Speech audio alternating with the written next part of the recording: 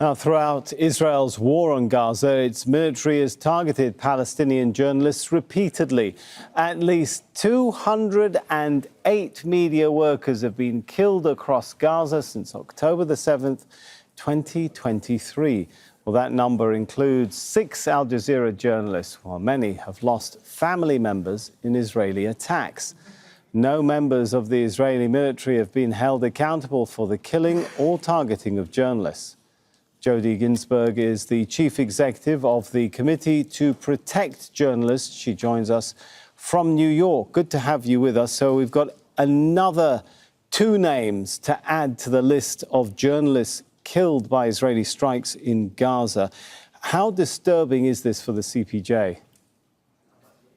Absolutely devastating. We were devastated to learn in particular of the killing of Hossam Shabbat, somebody who we spoke to for our own report last year, in which we looked at the news void that was developing in northern Gaza that was preventing from people from reporting the ethnic cleansing taking place there. And Hossam was one of the people that we spoke to. He was amongst, as you know, 6 Al Jazeera journalists who had been accused of being militants by the IDF, a pattern that we have seen repeatedly, both in the current war, but in previous ones as well.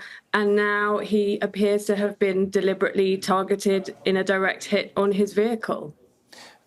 Some of the reporters at the scene spoke about him being killed by a drone strike. When you have a journalist potentially killed by a drone that we know has an ability to track and monitor, a journalist who's been condemned beforehand by Israel, what does that add up to in your mind?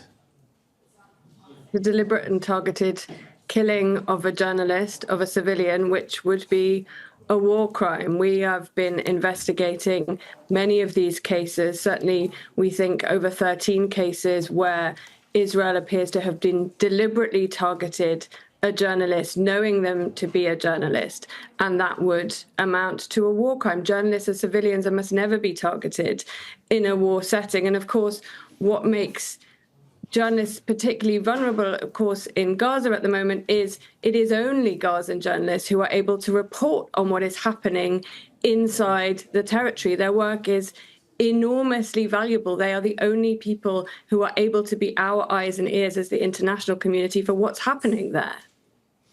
No Israelis have been held accountable for the killings of more than 200 journalists right now. What are the options for accountability that the CPJ is able to look at this point?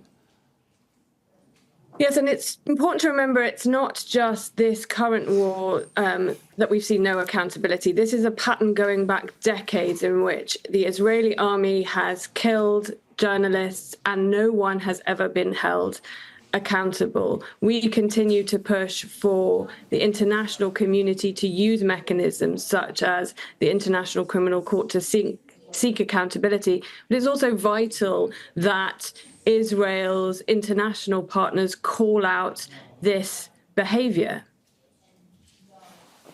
By the silence of many of those partners, do you see that some of those Western countries are complicit? Silence undoubtedly makes people vulnerable. We know that from our work over the past 40 years, no matter where we are. If we don't see the international community, if we don't see governments, if we don't see our fellow journalists calling out this kind of behavior, the targeting of journalists for doing their jobs, for reporting independently, then it creates a situation in which impunity can continue, in which these countries, those who are targeting journalists, feel that they can get away with murder and continue to do so. All right, Jodie Ginsberg there, thank you very much. Chief Executive Committee to Protect Journalists.